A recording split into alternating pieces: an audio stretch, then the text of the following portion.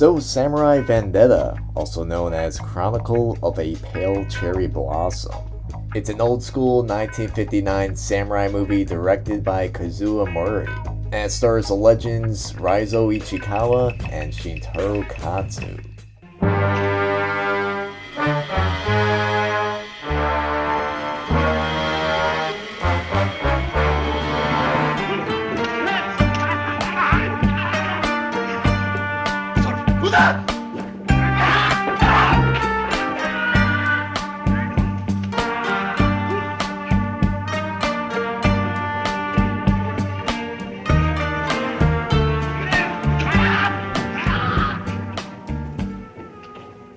So I don't know why these Japanese movies always have multiple names. You know, I would say Samurai Vendetta definitely sounds the coolest, where Chronicle of a Pale Cherry Blossom just sounds like too many other films. But you know, whatever floats your boat. So first off, this was a movie that was given to me once again by our good friend Merlin from SamuraiDVD.com. And the exciting thing about this film is it's on Blu-ray. So it looks like now the store is going to be getting films in proper HD format. And this was something that a lot of my viewers were always asking for. And I gotta say, this movie just looks beautiful on Blu-ray. So I really hope that he adds more films in this format.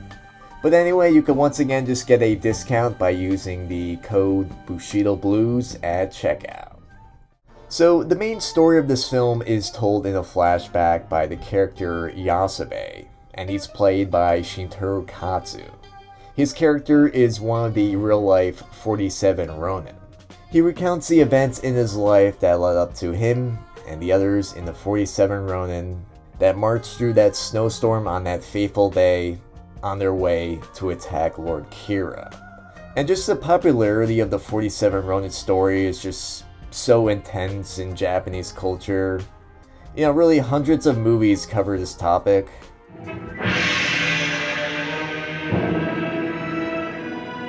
The two heroes of Samurai Vendetta, as I mentioned before, Yasubei, but also Tanjei Tenzin, is a fictional character played by Raizo Ichikawa. And the film just begins with a real event, which is a duel against several opponents.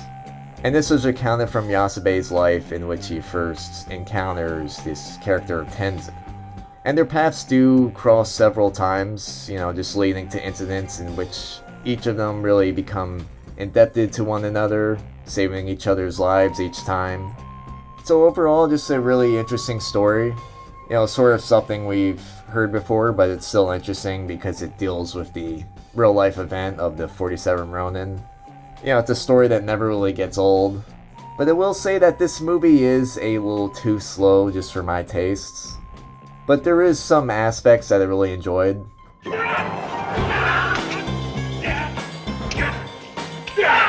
My favorite aspect was just finding out about the Shogun of this time, Tsunayoshi. And he may be my favorite Shogun now just because he was known as the Dog Shogun. And that's because he believed that dogs are sacred, and that dogs or even animals were not to be harmed in any way.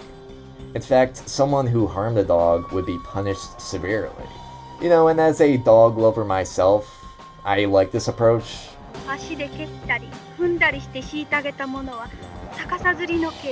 Okay, I could get behind this.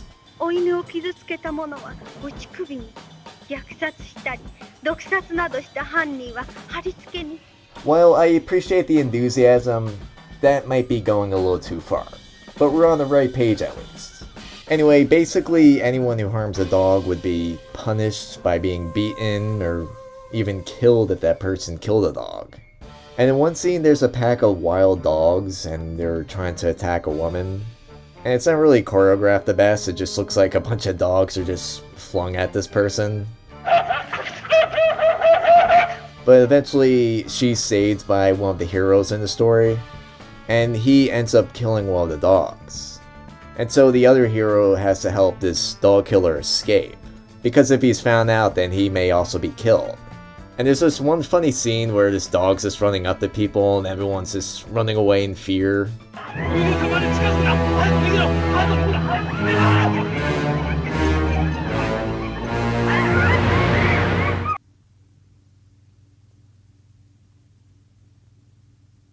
And just a quick side note for anyone who's a dog lover, there is a scene where a dog is depicted as being injured.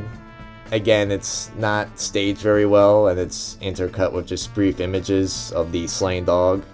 But I'm not sure if an actual dog was harmed while filming this, so hopefully someone in the comments can give us an answer to that.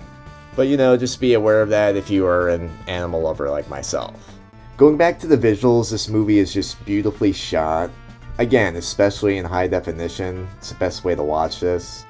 There's just plenty of images of landscapes and just beautiful Japanese gardens and nature. I also like sort of the excessive use of color and stuff like the sunsets. It's very vivid looking. I mean, it's clearly a portrait behind them, but it has that sort of cozy aesthetic of a play. And it just overall just makes this just a pleasant movie to have on. It's like a portrait. Anyway, I overall enjoyed this film. I did wish that it was paced a little better, and it could have been a little shorter too. But if all else fails, I'll say it was worth watching just to see Shintaro Katsu's swordsmanship. It's definitely impressive. But still, it definitely could have used a little more action. And again, some aspects of the film just moved way too slow. So overall, I'm going to say it's enjoyable, but only for people who like this genre. And of course, if you're just a big fan of Raizo or Shintaro Katsu. I was also told that there is a remake of this film. It was done in 1969 called Broken Swords. And this was done after Raizo had unfortunately passed away. And a cool side note is that Matsukata was left-handed, so his one-armed swordsmanship is definitely impressive. Anyway, you can get both films right now from SamuraiDVD.com. Don't forget to use the discount code Bushido Blues at checkout. And if you want to help support the channel, you can leave a thumbs up, subscribe, and you could also join my Patreon. Anyway, thanks for watching.